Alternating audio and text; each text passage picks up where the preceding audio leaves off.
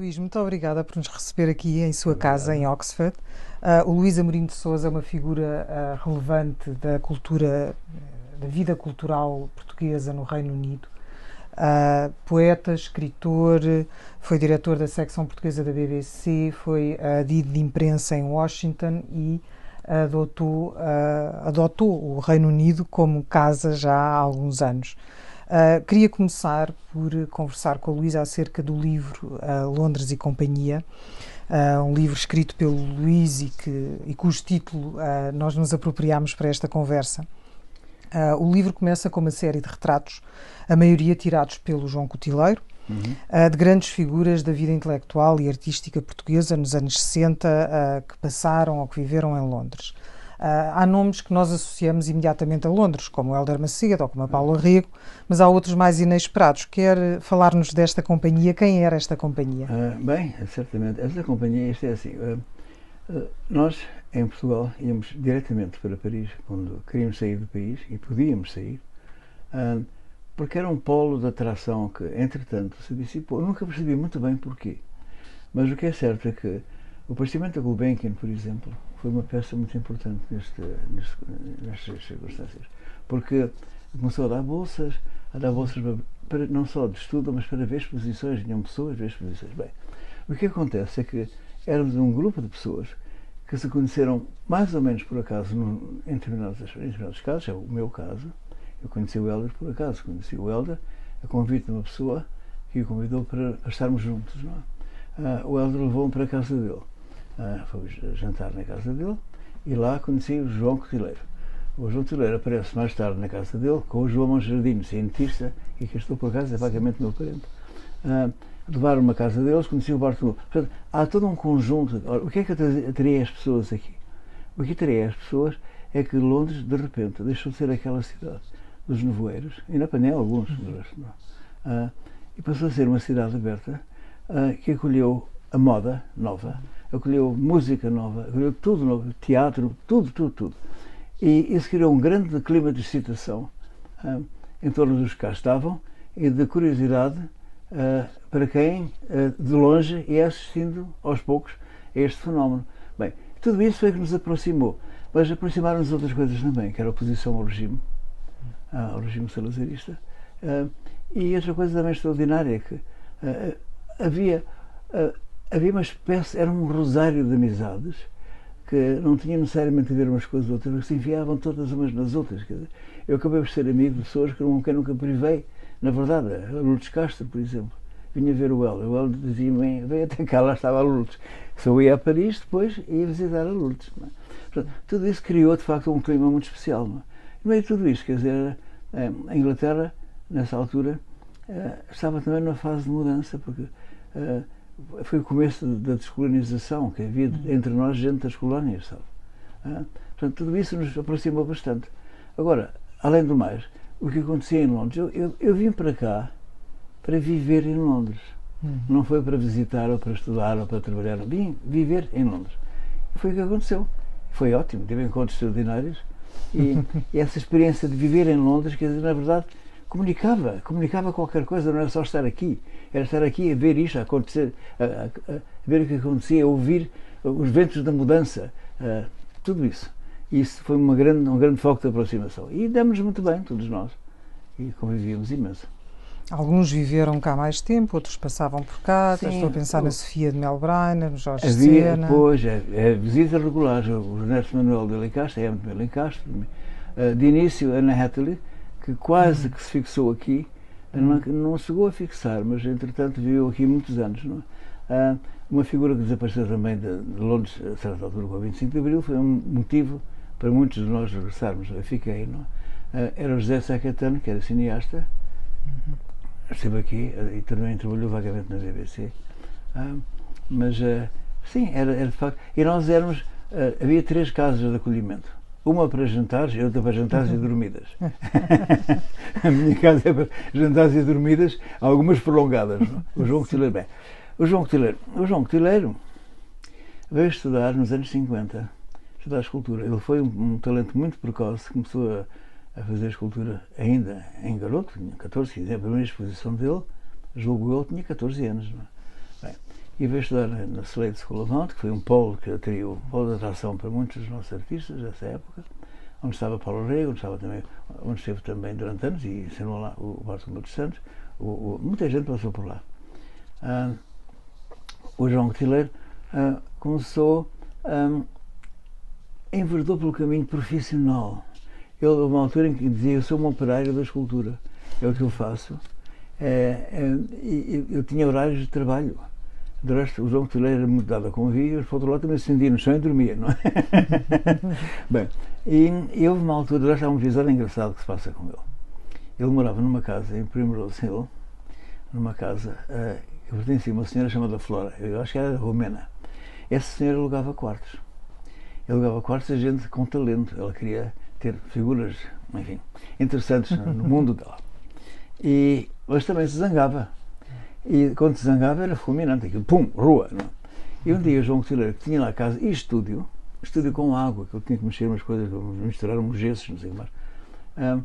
O João Cotileiro ia sair de casa e viu um dos residentes na rua com as malas à porta, não é? Expulso pela Flora. Bem, o João ia comprar o jornal, chega à loja dos jornais e encontra um cabeçalho que dizia: Flora, que era o nome de um furacão tremendo nos Estados Unidos, Flora ataca de novo, cada vez mais furibunda. Não? Bem, Mário recortou o jornal e pôs o cabeçalho na porta do quarto da Flora. O resultado, a furibunda Flora correu com ele. Veio para a nossa casa, ficou então na minha casa durante uns anos, mas eu assistia muito de perto à atividade dele. Estava em constante atividade, desenhava quando conversava com as pessoas, e as fotografias que ele começou a tirar de início, porque queria ter um registro das coisas que fazia, passaram a ser também um registro de amizades. Sim. E muito de perto. Bem, o João Cotileiro, curiosamente, pertencia a Portugal. E ele passava temporadas longas aqui, depois quando acabou o curso, mas acabou por fazer períodos de estadia aqui, depois em Portugal, depois aqui, depois em Portugal, e acabou por se fixar primeiro em Lagos e depois então em Évora, que era a terra dele, de resto. Ele era dele. O irmão dele também andou por cá. Enfim, como vês, foi um mundo festivo e presenciado, sabe? Nós vimos, sim, é que nós assistimos ao trabalho uns dos outros, sabe? Sim. Queria agora perguntar-lhe acerca de dois outros grandes amigos seus, o Alberto Lacerda, de cujo legado o Luís é executor, e de Mário Cesarini. O Luís editou um livro com as cartas de Mário Cesarini e Alberto Lacerda, temos ali, Um Sol Esplendente nas Coisas, é um título magnífico. Quer falar-nos um pouco desta amizade que me parece, do que li nas cartas, que é também muito em torno do trabalho, da arte, da poesia? Sabe que eram, sim, certamente, eram pessoas que se admiravam, mutuamente. Eu conheci o Alberto Lacerda, foi o Alberto Lacerda que me pôs em contacto. Quando eu cheguei a Londres tinha a morada dele, que já não era a morada dele. E uma das primeiras pessoas a quem eu falei, aquela conversa entre jovens poetas, e quem é que admira, não sei o que mais. Bem, eu falei em duas pessoas, a Sofia de Melbrenner e o Mário Cesarini. O Alberto mais tarde apresentou-me a Sofia de Melbrenner e apresentou-me também o Mário Cesarini. Eu tenho que voltar atrás um bocadinho, porque eu lembro que estava a trabalhar em Lourenço Marques. Não havia universidade em Lourenço Marques e as pessoas trabalhavam ou iam para o estrangeiro, para a África do Sul. Alguns não queriam nem por nada ir para a África do Sul. Enfim. Mas enfim, o que eu queria dizer é que eu deparei um dia, eu trabalhei no observatório meteorológico e havia um rapaz de lá que tinha um sotaque português muito forte, que dava uma certa tonalidade às coisas que ele dizia, que ele dizia assim: "Olá, tu já leste o Cesarini? Então vai ler."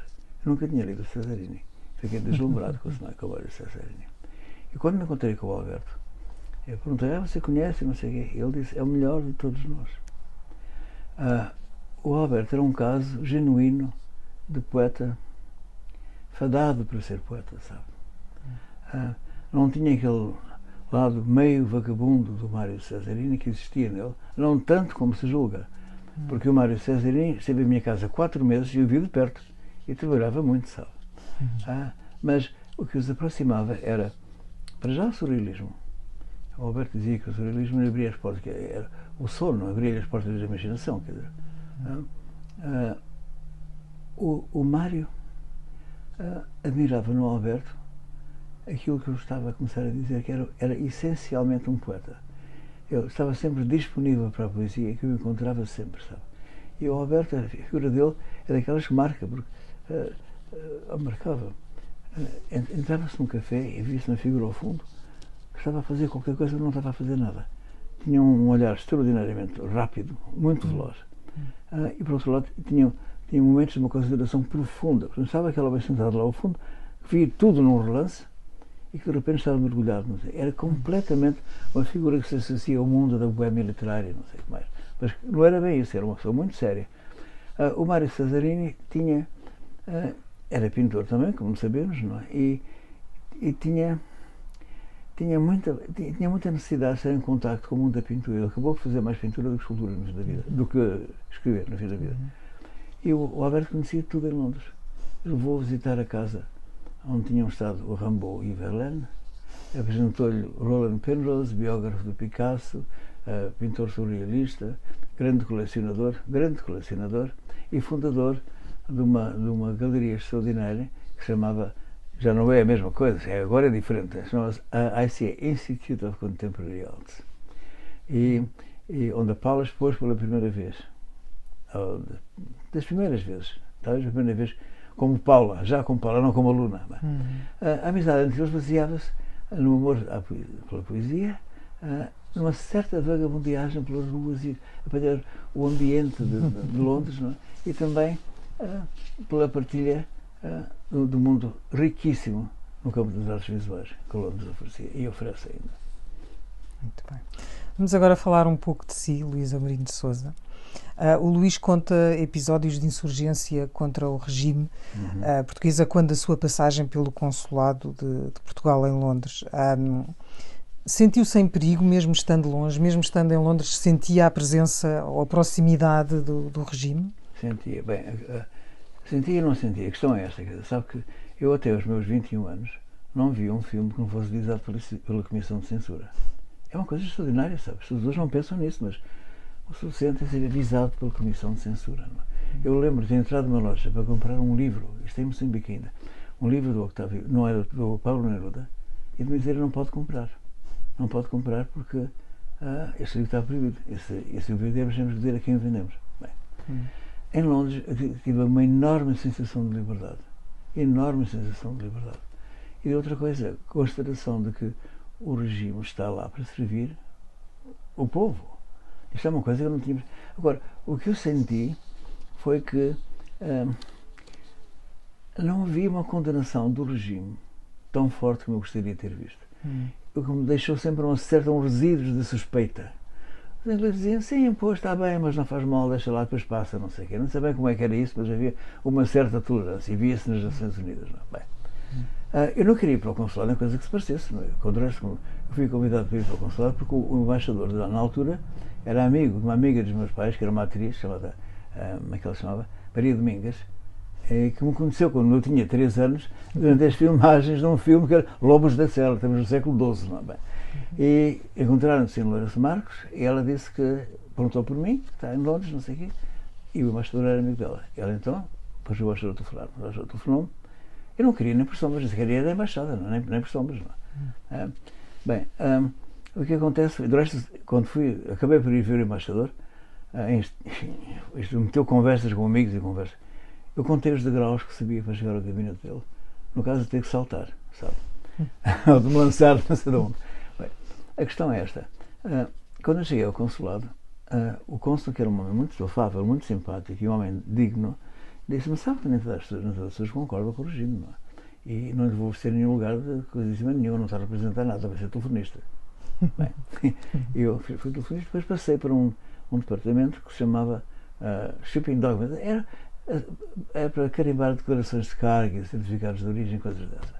Daí passei, esse deu para namorar, esse departamento. Depois tinha uma rapariga que trazia umas coisas, deu alguns namoricos. Bem, depois passei para um departamento que se chama Interesses Portugueses. E aí é que eu me dei conta de que, na verdade, o consulado, embora não tivesse um papel ativo, enfim, na denúncia dos portugueses, tinha um certo papel. Como, por exemplo, uma coisa que eu descobri, que foi um documento que ficou na minha mesa, trazido pelo vice-consul, que era uma nota da PIDE, a perguntar por morada, informações sobre um determinado rapaz. Bem, acontece que as pessoas, nessa altura, se registavam no consulado, precisavam de passaportes, documentos, não sei o quê, e éramos muito poucos, e não havia União Europeia, não havia nada disso. Não é? As pessoas registavam-se. Eu tinha registado esse rapaz. E percebi que andava atrás dele, e fui ao livro das inscrições e mudei imediatamente a morada dele para uma morada completamente fantasiosa. Nessa altura também telefonava-se para um sistema de serviço de informações que davam os telefones das moradas das pessoas. Eu pedi o telefone dele e disse: você apanha-se a pau. Avisou, apanha-se a pau.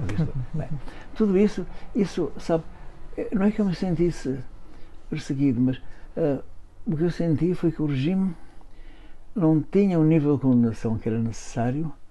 Senti que Londres era um país aberto, o que permitiria também o aparecimento de figuras indesejáveis, neste caso para mim, não é? Portanto, quer dizer, eu senti-me muito vocacionado para ajudar quem pudesse, e fiz o que pude nesse sentido, não é? Incluindo os direitos das mulheres, que estavam pelas ruas da amargura, não é? Sim. Pelas ruas da amargura, não é? Enfim, foi uma fase um bocado complicada da minha vida, e de repente comecei a ser procurado por pessoas que queriam uma ajudinha, não é? E a ajudinha podia ser política, podia ser não sei o que mais, não é? Foi quando me surgiu a BBC, e nessa altura não podia dizer que não. E como é que viveu o fim do regime cá? Acha que foi diferente se estivesse lá? Acha que se sentiu cá, ou pelo menos as pessoas que cá estavam sentiram? Foi uma festa. Sim. Mas foi o começo de outra coisa também, sabe? Sim. É que a queda do regime abriu as portas. Para já Londres esvaziou-se das figuras. Depois assistiu-se mesmo à distância, e aqui também houve alguns casos desses, pessoas que viviam juntas na oposição ao regime, mas que se dividiam depois nos apetites políticos, nas tendências que se foram desenvolvendo. Não é? Bem, eu acho que eu senti muito fortemente a queda do regime. Eu, nessa altura, era amigo do Mário Soares, sabe? Era amigo já pessoal do Mário Soares. E eu falava com ele sempre que ele vinha aqui. Eu, de resto, curiosamente, tinha estado na casa dele em Paris dias antes de 25 de Abril. E fui o primeiro jornalista a falar com o Mário Soares. De fora, não sei se... Acho que fui o primeiro. Sim. Eu telefonei para a casa dele, estava cheio de gente. E ele disse: calem-se, isso é uma coisa de responsabilidade. Estou a falar para a BBC. Eu perguntei: mas está o general Spínola nisto, que é isto? Bem, tudo isto a resposta dele foi: é isto mesmo, meu caro, era disto que não estávamos à espera. Foi a resposta dele. É hora. Bem, sabe que o que acontece é que quando há muita escolha, para já há exibições, quando há muita escolha, há caminhos que nos levam a sítios errados, não é? E houve efeitos disso tudo em todos nós. Eu senti profundamente o 25 de Abril, porque aconteceu de facto uma coisa desagradável na BBC. Foi que um grupo de colegas meus começaram a tomar partido aos microfones da BBC. Isso não se faz na BBC.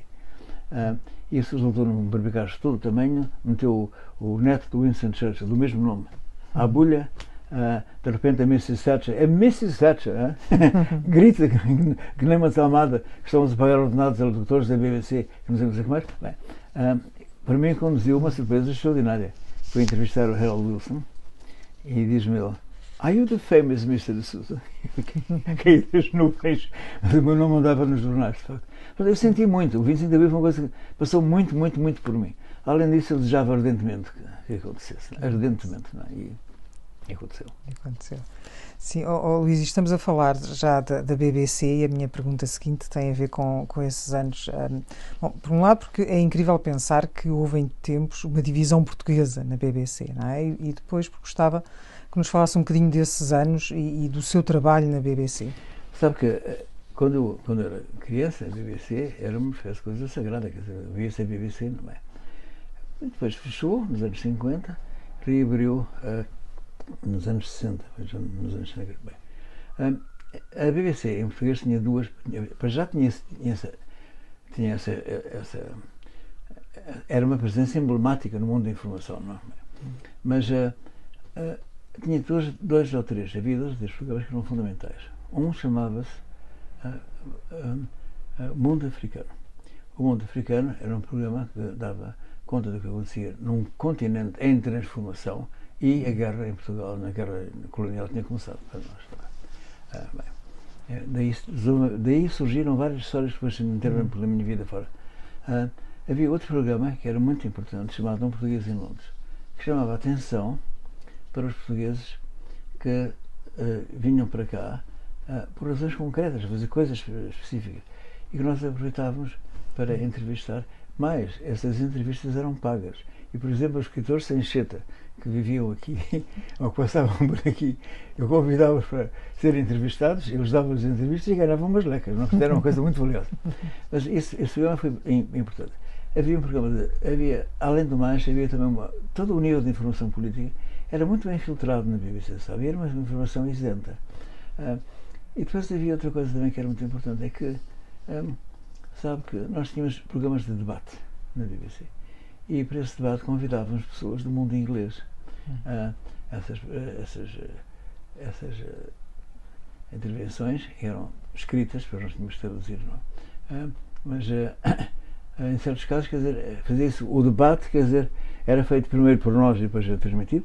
Noutras ocasiões fazíamos traduções um bocado simultâneas também, mas isso não era tão comum, porque demorava muito e prolongava o tempo das emissões. Mas havia outra coisa muito importante na BBC também, que era um programa de acompanhamento da vida neste país, que era uma vida estável, democrática e assente, que era uma coisa que agradava às pessoas. Não? Além disso, toda a informação que vinha dos nossos colaboradores lá fora, nossos correspondentes, era muito bem medida. Mas devo dizer-lhe que houve casos, mas completamente desastrosos, não é? Com o 25 de Abril, porque ninguém sabia nada de nós.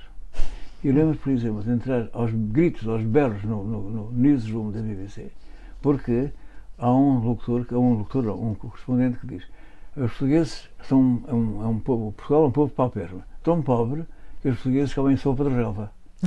É caldo verde. Sopa de palos de relva. Obviamente. Mas era um programa muito. E depois havia uma certa afabilidade. E depois por exemplo, estamos nos anos 60, a música toda a explodir na terra fora, não é? E nós levávamos, eu por acaso apresentei um desses programas, levávamos essa música a Portugal, éramos ouvidos com empenho, sabe? Sim. Tínhamos 3 milhões, na altura do 25 de Abril, tínhamos 3 milhões de ouvintes todos os dias.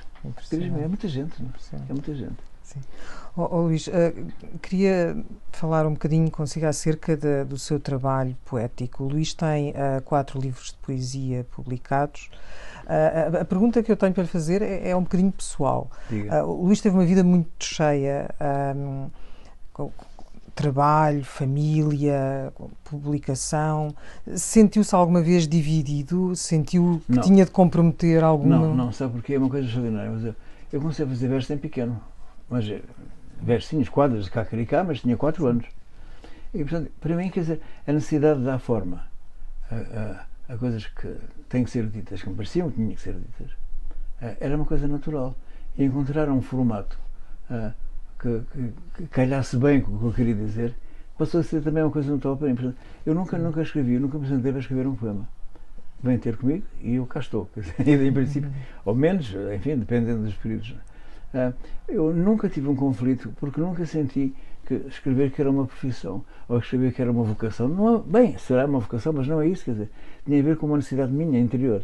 Portanto, quer dizer, agora, por outro lado, quer dizer, há sacrifícios que se têm que fazer. Eu lembro da minha filha, que era muito pequenina na altura, muito pequenina não, tinha 7 anos ou 8, uma coisa assim, nos Estados Unidos, quando estava na embaixada, alguém conversa comigo, você devia pôr-se a escrever, já experimentou a escrever? E dizia à minha filha, sim, o pai escreve na casa de banho. Porque eu aproveitava todos os momentos que tinha, quando tinha qualquer coisa a magicar, não é? Para escrever. E fui sempre escrevendo, nos autocarros. Sabe que havia 2 coisas que eu sempre fiz, foi comprar casacos com bolsos que acomodassem livros. E que mudassem um livro de papel, livros de notas para poder tomar. Portanto, foi sempre uma coisa que me saiu naturalmente, sabe? Não fiz nunca esforço nenhum. Publicar é que é outra história. Porque quem não está lá sofre com, enfim, o degredo, é um degredo, na verdade. E houve gente que foi muito prejudicada por isso. O escultor Valdemar Doré, por exemplo, não era escritor, mas que seja como for, não é? O Alberto Lacerda, que foi uma figura celebradíssima neste país, mas celebradíssima mesmo, não? Esqueceu, desapareceu. O Valmar Loureiro nunca chegou a aparecer. É um escritor, um escultor que foi muito apreciado pelo António Caro, era o diretor do departamento de escultura na St. Martin's School, que foi um movimento. E o pai dele morreu de repente, teve que voltar, tomar conta dos negócios do pai, esqueceu. Nunca ninguém o viu em Portugal. E era bolseiro da Gulbenkian. Aí é uma falha, porque era bolseiro da Gulbenkian, devia ter lá uma peça ou duas.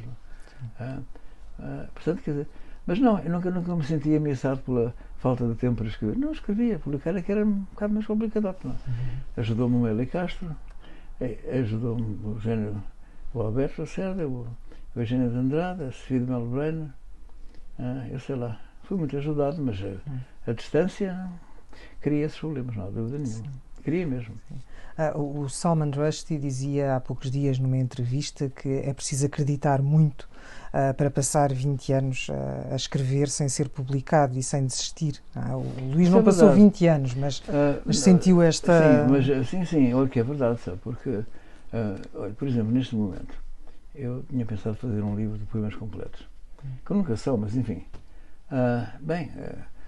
Contei com a editora, e o silêncio é completamente fúnebre, sabe? Silêncio fúnebre.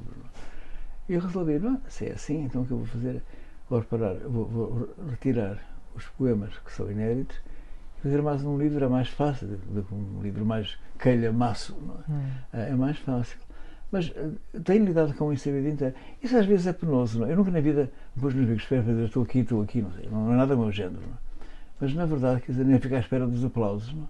Mas na verdade, quer dizer, é que há um diálogo que se começa.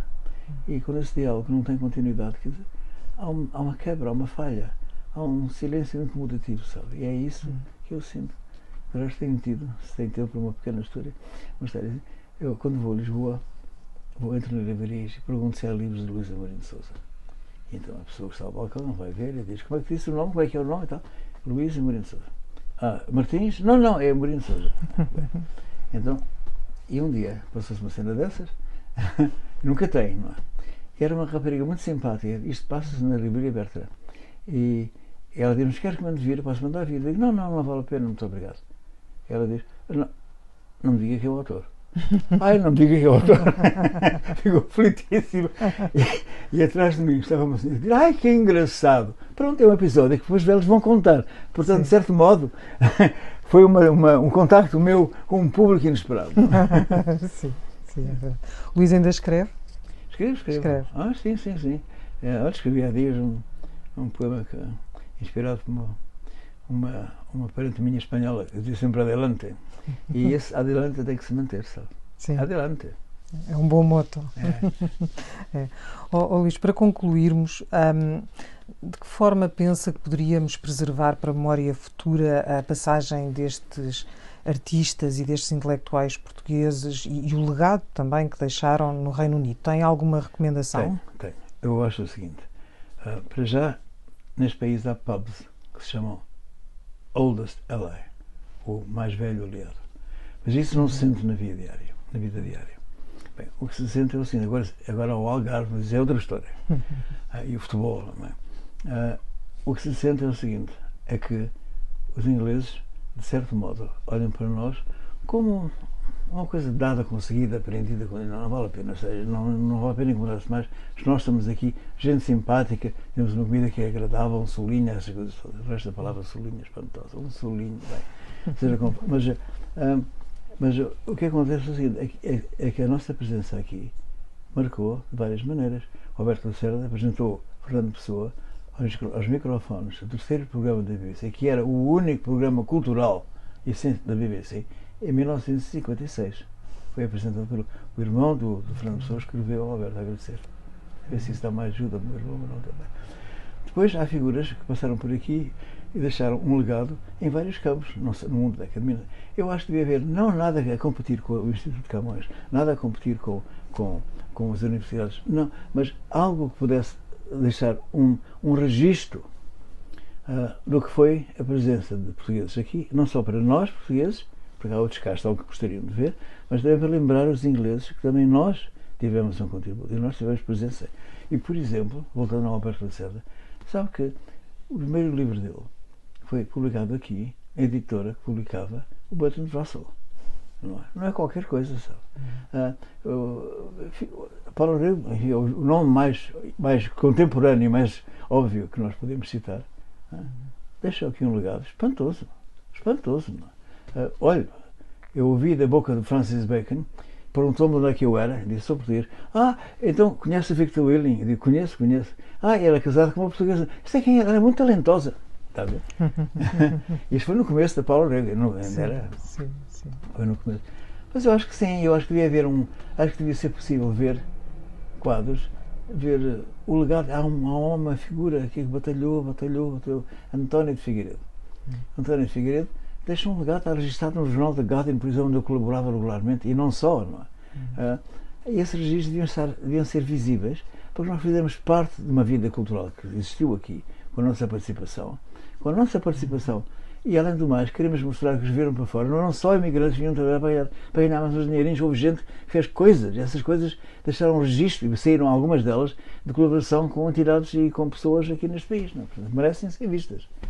E eu acho que deveria haver um centro que pudesse expor essas coisas. Muito obrigada, Luís. Muito obrigado. Muito obrigada por nos ter recebido nesta tarde de sol, solinho. Muito obrigado. Solinho. Em Oxford, já em solinho. semi-desconfinamento. É verdade. E muito obrigada pelo seu tempo. Foi um prazer ouvi-lo. Muito obrigado. Muito obrigado.